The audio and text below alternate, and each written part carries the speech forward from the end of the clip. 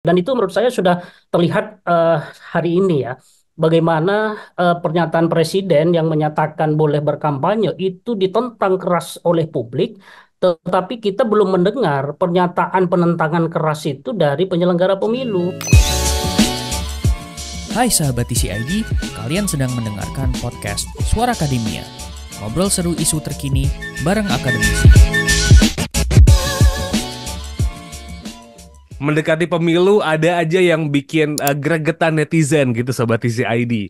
Em, Perbincangan soal debat sampai hari ini masih bergulir karena kita melihat Pak Tom Lembong, lalu juga bagaimana beberapa menteri merespons, lalu juga tim juru kampanye merespons, itu lumayan jadi topik perbincangan.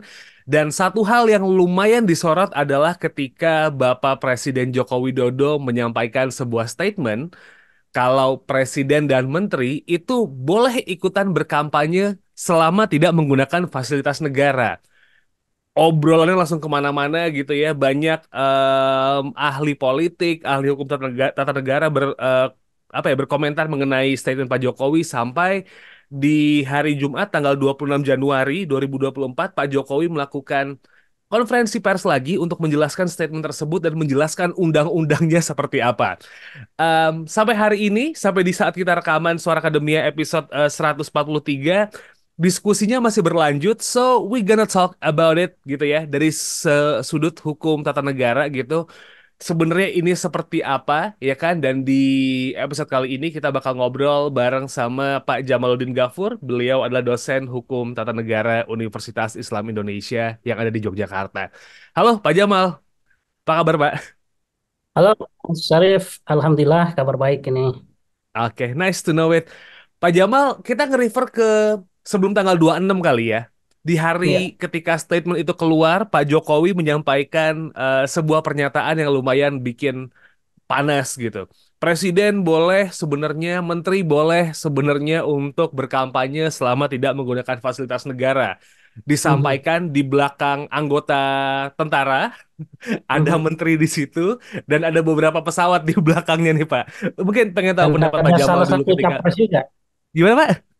Ada salah satu capres juga waktu itu. Nah iya, menteri yang jadi capres ya. Gitu. Gimana nih Pak Jamal ngelihat tanda-tanda dan statement itu tuh? Ya, ini sebenarnya apa perdebatan lama yang gemuk soal bagaimana pejabat negara itu tidak hanya dia harus patuh terhadap hukum sebenarnya, tapi juga harus patuh terhadap etika bernegara.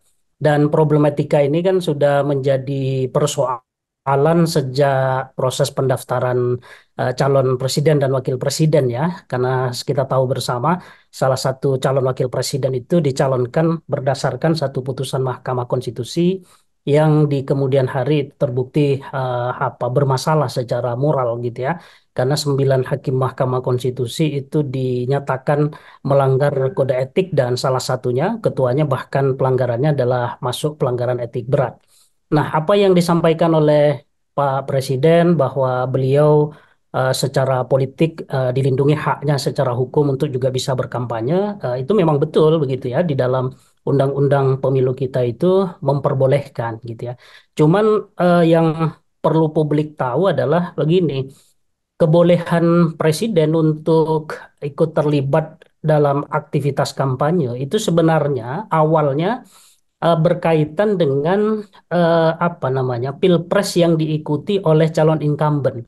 Mhm. Jadi kalau ada orang dia sedang jadi presiden lalu mau maju di periode kedua, nah, ini kalau kepala negara dilarang, tentu dia sebagai calon presiden di periode kedua nggak punya hak untuk kampanye, begitu ya. Oke. Jadi secara prinsip sebenarnya kepala negara itu nggak boleh memihak karena dia adalah pimpinan negara yang harus berada di atas kaki rakyat Indonesia, gitu ya. Nah, sehingga filosofi presiden dan wakil presiden boleh kampanye mestinya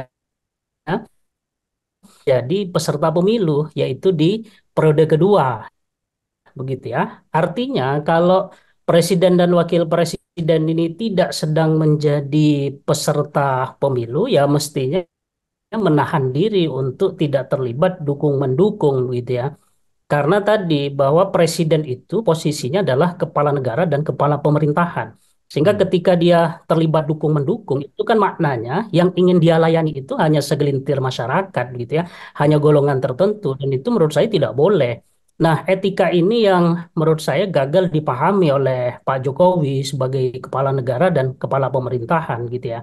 Nah, memang tadi secara aturan nggak masalah, cuman bernegara itu kan tidak cukup aturan, perlu ada etika. Kenapa ada etika? Karena hukum itu sebenarnya hanya mempositifkan ajaran-ajaran etika gitu ya. Jadi Hmm. etika kebaikan yang ada di masyarakat agar dia tidak mudah dilanggar oleh orang, maka dia lalu diberi baju hukum. Agar kalau orang melanggar itu nanti ada sanksinya. Karena kalau hanya sekedar etika kan nggak ada sanksinya. Ya. Nah, cuman catatannya tidak semua etika kehidupan ini kan ada baju hukumnya.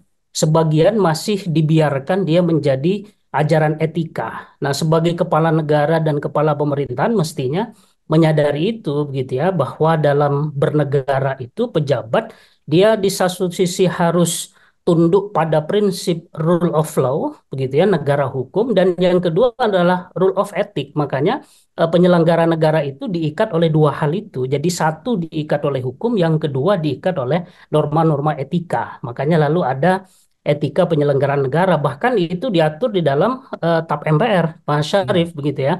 Soal etika bernegara itu bagaimana dia tidak boleh, salah satunya di TAP MPR itu diatur tidak boleh berperilaku nepotisme begitu ya, menguntungkan orang-orang tertentu.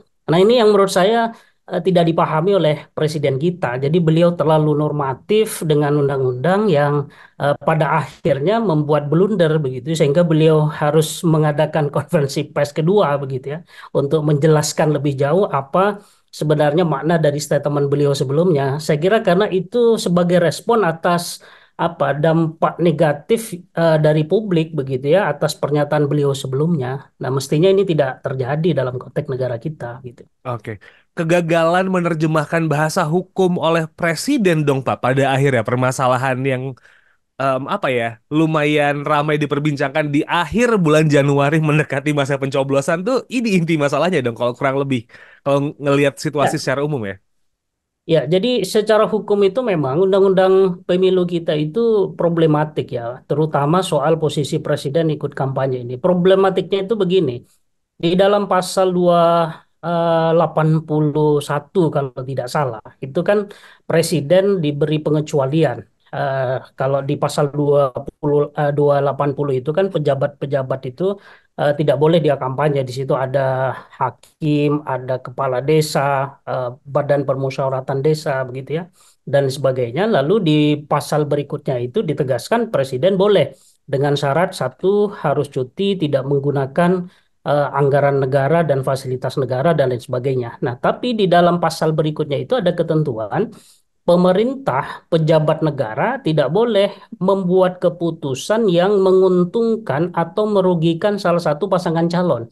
Nah, Mhm. ini menurut saya pasalnya jadi ambigu gitu ya. Ketika presiden sebagai pejabat negara diberi kewenangan, diberi hak untuk dukung-mendukung, tapi pada pasal berikutnya ada penegasan bahwa pemerintah tidak boleh mengambil keputusan yang itu menguntungkan atau merugikan salah satu pasangan calon. Padahal menjadi tim kampanye salah satu pasangan calon itu pasti tindakannya akan menguntungkan salah satu pihak dan merugikan terhadap calon yang lain, begitu ya. Mhm. Nah, makanya kembali ke tadi yang tadi saya sampaikan bahwa filosofi dibolehkannya presiden untuk ikut kampanye, terlibat dukung-mendukung itu konteksnya mestinya dipahami ketika dia menjadi peserta pemilu, begitu ya. Artinya di periode kedua, begitu. Jadi Ya. untuk kampanye dirinya sendiri, bukan untuk orang lain.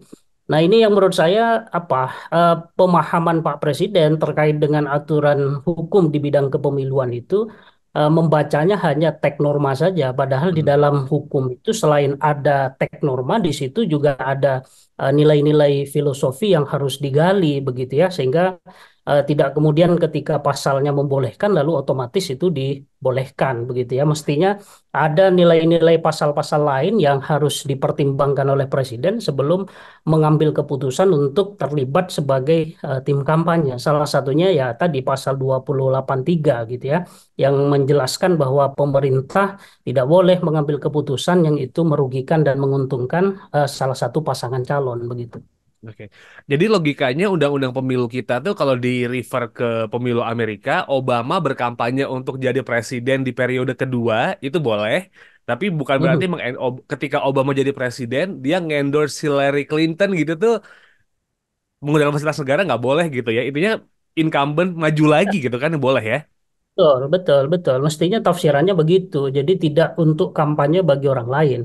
Nah, ini kan problemnya karena yang sedang nyalon ini kan anak beliau begitu. Ini yang menjadi problem. Karena ada salah satu filosofi bangsa ini ya. Misalnya di masyarakat itu kita mendengar begini. Ada salah satu istilah. Kalau orang tua itu masuk ke sumur, lalu anak tahu, dia akan mencari tangga dulu untuk membantu. Tapi kalau anak yang terjebur ke sumur, orang tua itu pasti akan loncat gitu ya. Nah, Ya. filosofi ini hubungannya dengan konteks pemilu apa? Kalau Pak Jokowi dulu mencalonkan diri sebagai presiden, begitu ya, norma-norma hukum itu mungkin beliau masih akan taat dan akan ketat begitu ya, tidak melakukan pelanggaran. Tapi ketika ini anaknya, saya khawatir berbagai aturan-aturan hukum dan etika itu akan diterobos hanya semata-mata untuk memenangkan putra beliau gitu ya. Mhm. Nah, potensi-potensi begini ini mestinya disadari oleh presiden, sebab pertaruhannya itu bukan hanya pemilu 2024, kredibilitas pemilu 2024 ya. Tapi menurut saya ini tantangannya adalah demokrasi kita secara keseluruhan.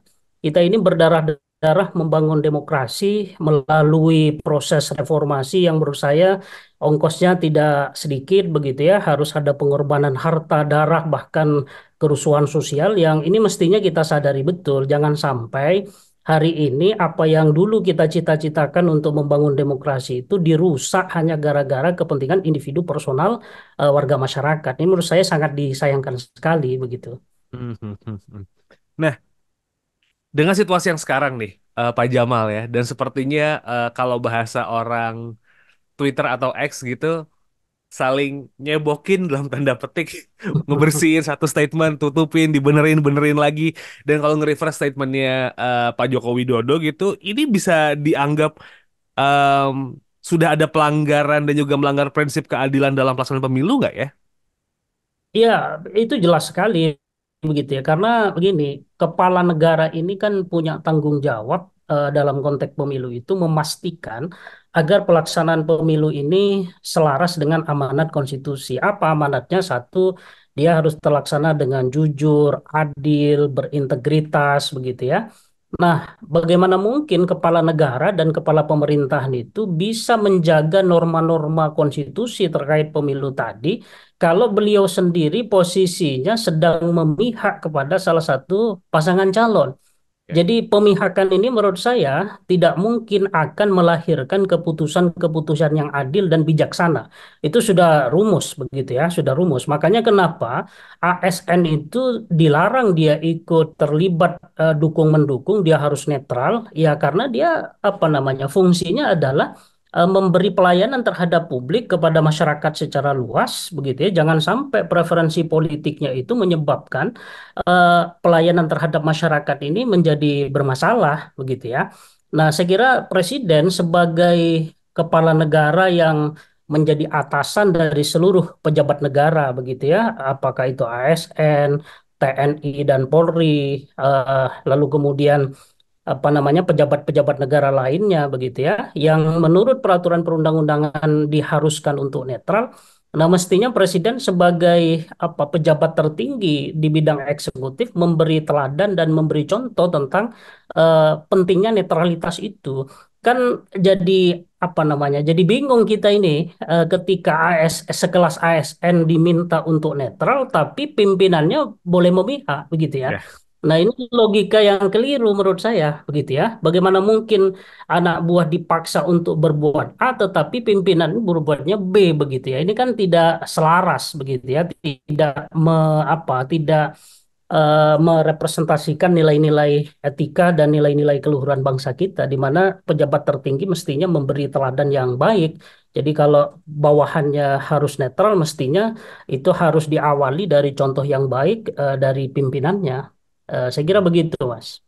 Nah, mungkin penjabaran pasal nih, Pak Jamal gitu. Karena perbincangan di luar adalah soal Undang-Undang Dasar, lalu juga ada pasal 280 dan pasal 281 Undang-Undang Pemilu gitu, yang akhirnya jadi apa ya? Jadi diskusi lah di masyarakat gitu.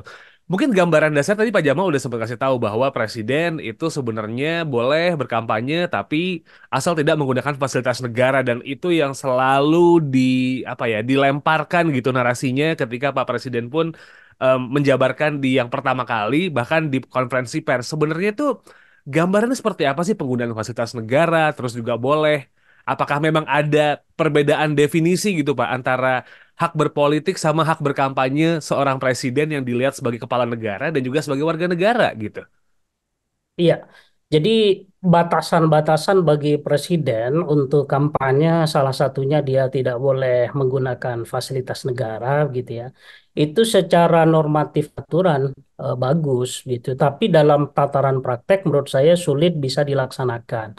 Kenapa begitu? Karena presiden ini kan dia punya anak buah gitu ya. Ya. Dia punya anak buah. Bisa saja presiden ini ketika dia mau kampanye, dia cuti, dia tidak menggunakan fasilitas negara oleh dirinya sendiri, tapi siapa yang bisa mengontrol bahwa beliau tidak memberikan perintah-perintah dan instruksi tertentu kepada bawahannya yang kebetulan sedang memegang posisi jabatan dalam pemerintahan?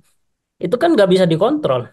Kalau presiden sebagai pribadi bisa saja mungkin tidak menggunakan fasilitas negara, begitu. Tapi kan bisa saja beliau memerintahkan, begitu ya, secara informal kepada menteri-menterinya, bahkan mungkin juga kepada TNI dan Polri yang di dalam Undang-Undang Pemilu kita jelas-jelas mengatakan Polri itu bukan hanya sekedar netral, bahkan dua institusi ini sejak reformasi sampai hari ini nggak punya hak pilih. Jadi dia Hmm. tidak boleh ikut terlibat memilih begitu ya. Se ekstrim itu karena memang kita ingin melindungi demokrasi ini jangan sampai seperti kejadian Orde Baru dulu di mana kekuatan tentara ini dipakai untuk menghancurkan demokrasi kita. Ini kan ngeri sekali. Hmm. Apalagi tadi disampaikan di awal bahwa pernyataan Pak Jokowi yang menyatakan beliau secara hukum berhak dan punya apa namanya hak untuk berkampanye disampaikan di dalam satu kegiatan yang di situ kegiatan TNI dan Polri begitu. Ini kan menurut saya bahaya sekali. Jadi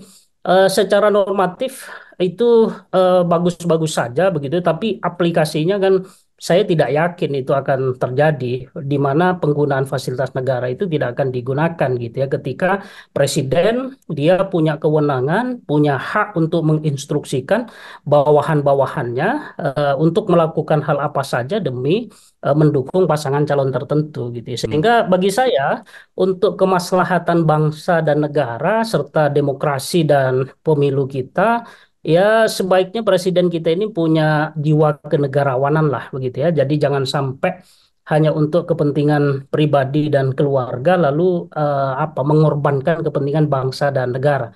Terlalu mahal menurut saya apa namanya biaya yang harus dikorbankan ketika Pak Jokowi memutuskan untuk memihak salah satu pasangan calon ini gitu ya. Oke. Lumayan menarik nih Pak kalau misalnya kita mau lebih dalam lagi gitu, karena ketika ini sudah mungkin sifatnya kalau pelanggaran masih terlalu susah untuk dibuktikan ya Pak ya, kecurangan-kecurangan pemilu kalau misalnya situasi begini ya, karena secara Ya, normatif undang-undangnya memperbolehkan dalam tanda petik meskipun penjabarannya belum clear, ya, tapi ya eh, prosesnya bakal lebih lama lagi gitu. So, penyalahgunaan hak berpolitik dan hak untuk berkampanye seorang presiden dan juga melepaskan title-nya sebagai kepala negara jadi warga negara biasa ini nih yang jadi masalah gitu. Bisa disimpulkan kita di situ ya Pak ya situasinya ya akhirnya ya. Atau mungkin salah ya. anu lah, salah tafsir aja lah gitu ya.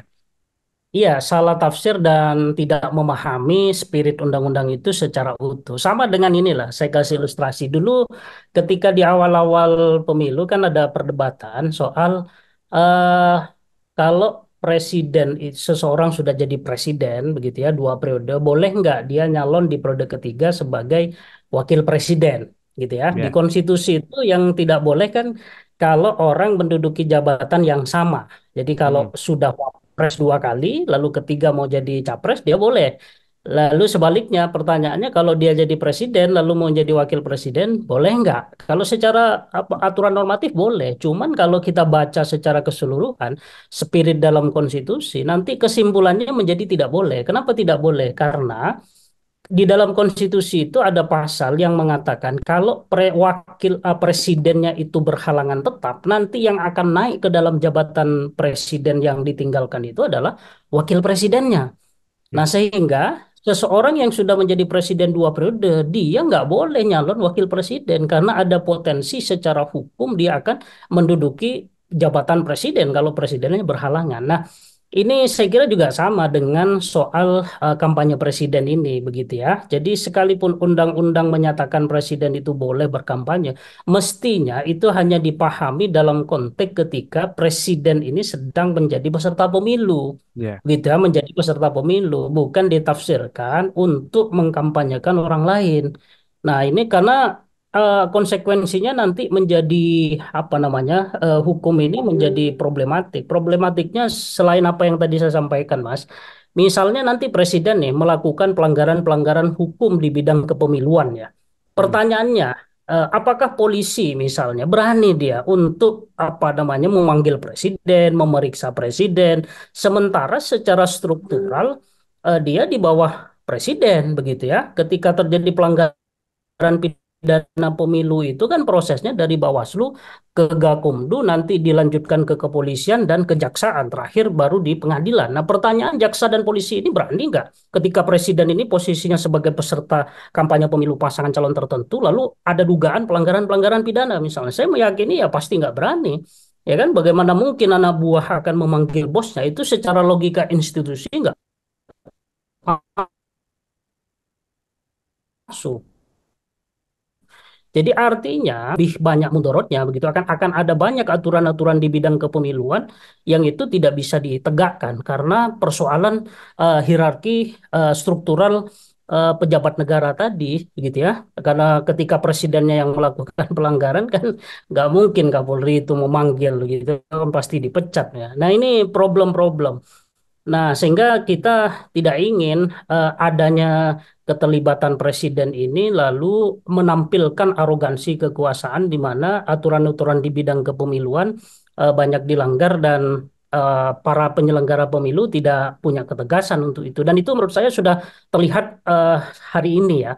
Bagaimana pernyataan presiden yang menyatakan boleh berkampanye itu ditentang keras oleh publik, tetapi kita belum mendengar pernyataan penentangan keras itu dari penyelenggara pemilu, gitu ya, Ya. termasuk dari Bawaslu sebagai badan pengawas pemilu. Mestinya menurut saya Bawaslu itu bersuara, gitu ya. Apa sih potensi-potensi buruk ketika seorang kepala negara itu ikut terlibat dalam proses kontestasi pemilu ini? Mestinya kan mengingatkan, walaupun tadi sekali lagi secara normatifnya memang ada peluang presiden itu untuk ikut terlibat kampanye. Tapi nggak ada salahnya Bawaslu itu mengingatkan potensi-potensi buruk yang bisa terjadi kalau presiden ini ikut cawe-cawe. Tapi kita tidak melihat itu komentar-komentar yang tegas begitu dari penyelenggara pemilu. Ini sekali lagi menunjukkan kalau ada semacam perasaan inferior begitu ya di Ya. penyelenggara-penyelenggara pemilu ini ketika berhadapan dengan presiden. Nah, ini konteksnya saja presiden sudah apa ada potensi pelanggaran saja mereka belum tegas, apalagi nanti sudah ada pelanggaran. Saya kok sekali lagi tidak yakin begitu ya presiden ini akan diproses sebagaimana warga negara pada umumnya ketika melakukan pelanggaran-pelanggaran hukum pemilu. Sehingga menurut saya ya demi kemaslahatan bersama sebaiknya diurungkan sajalah niat untuk ikut kontestasi terlibat dalam pemilu, biarkan pemilu ini berjalan apa adanya. Kalau calon-calon ini memang di hati masyarakat bagus, diterima, ya tanpa presiden turun tangan menurut saya pasti terpilih begitu ya. Ya. Ada sih sebenarnya statement dari KPU atau Bawaslu saya lupa Pak. Ya kalau presiden mau ikut kampanye boleh tapi cuti dan silakan mengajukan cuti ke presiden. Tuh gimana?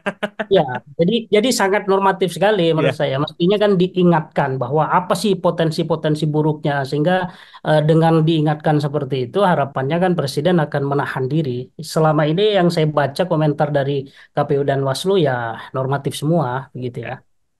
Oke, kita berharap pemilu akan berlangsung dengan baik gitu ya, karena kurang dari 2 minggu akan sudah dimulai gitu, sudah masa tenang juga, so hopefully diskusinya sehat dan membuat demokrasi Indonesia jauh lebih baik lagi ke depannya. Amin, kayak gitu. Baik, Amin, amin. Pak Jamal, mungkin ada yang pengen disampaikan lagi Kak Pak, nge-refer dari statement ini yang kita obrolin dan juga mungkin nanti sebelum masa tenang pasti akan banyak diskusi-diskusi tentang undang-undang lah, pelaksanaan pemilu lah. Mungkin ada yang pengen disampaikan lagi Pak? Ya, sekali lagi Pak Jokowi selaku presiden kita oleh konstitusi dia diberi dua gelar ya. Pertama adalah sebagai kepala negara dan kedua adalah kepala pemerintahan. Nah, apa itu kepala negara dan kepala pemerintahan? Yaitu posisi untuk mengurusi kepentingan seluruh masyarakat. Jadi sehingga sikap-sikap termasuk sikap politik yang menunjukkan keberpihakan kepada kelompok tertentu mestinya itu dihindari. Yang kedua, sebenarnya benar tadi yang dikatakan oleh Mas Syarif ya, ini kan sebenarnya kita sudah mau masuk ke masa tenang. Kenapa kemudian di masa tenang ini malah kita jadi ribut gitu? Mestinya Pak Presiden itu kalau memang punya keinginan untuk ikut terlibat ya sudah dari sejak tahapan pemilu pertama itu digulirkan, ya gulirkan aja wacana di situ gitu ya. Ini kan sangat disayangkan sekali ketika dalam proses kampanye dari awal tidak ada statement-statement seperti itu.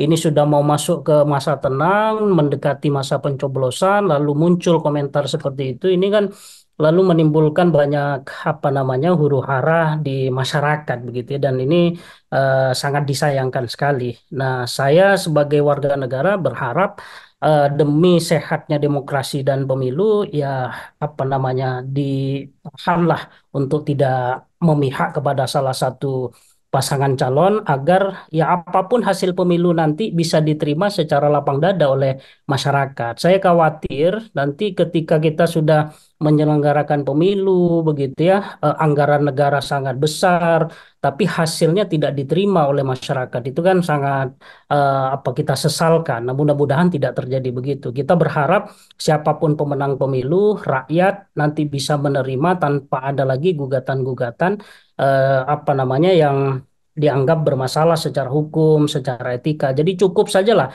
drama soal pencapresan dan cawapres kemarin itu menjadi polemik secara hukum dan etika dan jangan lagi diulangi pelanggaran-pelanggaran yang sama untuk pemilu yang akan kita laksanakan tanggal 14 Februari besok begitu.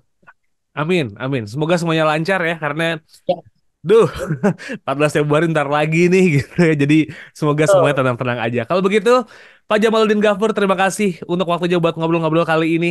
Semoga sehat-sehat Siap, terus, Pak. siap, amin Mas Syarif. Oke, kita sudahi buat episode kali ini, Sobat Isi ID. I'll see you on next episode ya. Semoga semuanya lancar kegiatanmu. Wassalamualaikum and see ya. Hai sahabat TCID, kalian sedang mendengarkan podcast Suara Akademia. Ngobrol seru isu terkini bareng akademisi.